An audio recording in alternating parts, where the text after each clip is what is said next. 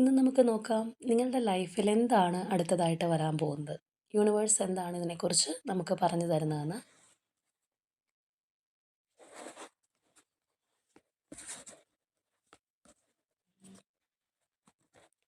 ഇപ്പോൾ ഇവിടെ നമുക്ക് 3 കാർഡ്സ് എടുക്കാം. Card number 1, card number 2 and card number 3. ഈ 3 കാർഡ്സിൽ നിന്ന് ഒരു കാർഡ് നിങ്ങൾ തിരഞ്ഞെടുക്കുക. തിരഞ്ഞെടുത്തു എന്ന് വിചാരിക്കുന്നു. അപ്പോൾ നമുക്കിനി നോക്കാം കാർഡ് നമ്പർ 1 ചൂസ് ചെയ്തവർക്ക് എന്താണ് വന്നിട്ടുള്ളതെന്ന്. കാർഡ് നമ്പർ 1 ചൂസ് ചെയ്തവർക്ക് ജസ്റ്റിസ് ആണ് വന്നിട്ടുള്ളത്. അപ്പോൾ നിങ്ങളുടെ ലൈഫിൽ ഏതെങ്കിലും ഒരു കാര്യത്തിന് ക്ലാരിറ്റി വേണം എന്ന് ആഗ്രഹിച്ചിട്ടുണ്ടെങ്കിൽ, അല്ലെങ്കിൽ എന്തിൻ്റെങ്കിലും ഒരു സത്യാവസ്ഥ പുറത്ത് വരാനായിട്ട് ആഗ്രഹിച്ചിട്ടുണ്ടെങ്കിൽ, അത് നിങ്ങളിലേക്ക് എത്താനുള്ള സമയമായിരിക്കുന്നു എന്നുള്ളത് കാണാം. അതുപോലെ തന്നെ ലീഗൽ മാറ്റേഴ്സ് അങ്ങനെയുള്ള എന്തെങ്കിലും കാര്യങ്ങൾ കൈകാര്യം ചെയ്യുന്നവരാണെന്നുണ്ടെങ്കിൽ അതിൻ്റെ ഒരു കൺക്ലൂഷൻ എത്താനായിട്ട് പോകുന്നതായും നമുക്ക് കാണാം. ഇനി അതുപോലെ ചിലരെ സംബന്ധിച്ച് പറയുകയാണെന്നുണ്ടെങ്കിൽ നിങ്ങൾ ചെയ്തു വെച്ച ഒരു കാര്യത്തിൻ്റെ റിസൾട്ട് നിങ്ങളെ തേടി വരുന്നതായിട്ടും കാണാം.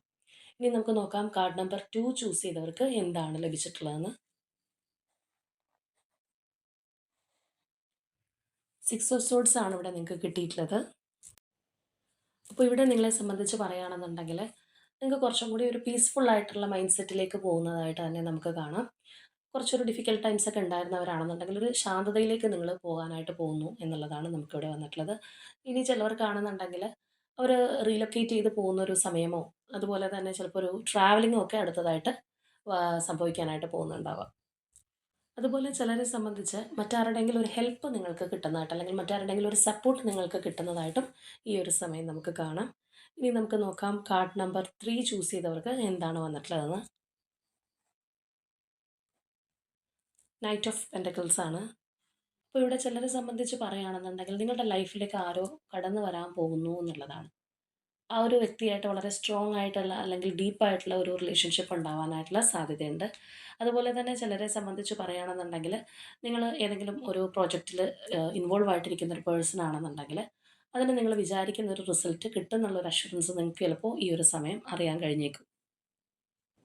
അപ്പോൾ നിങ്ങളിവിടെ ചൂസ് ചെയ്ത പേര് ഏതാണെന്നുള്ളത് കമൻറ്റ് ചെയ്യുക. അതുപോലെ തന്നെ നിങ്ങളുടെ ലൈഫിൽ നിങ്ങൾ ആഗ്രഹിക്കുന്ന ഒരു കാര്യം നിങ്ങളിലേക്ക് വന്നു ചേരുന്നതിനായിട്ട് യൂണിവേഴ്സിനോട് ക്ലെയിം ചെയ്യുക.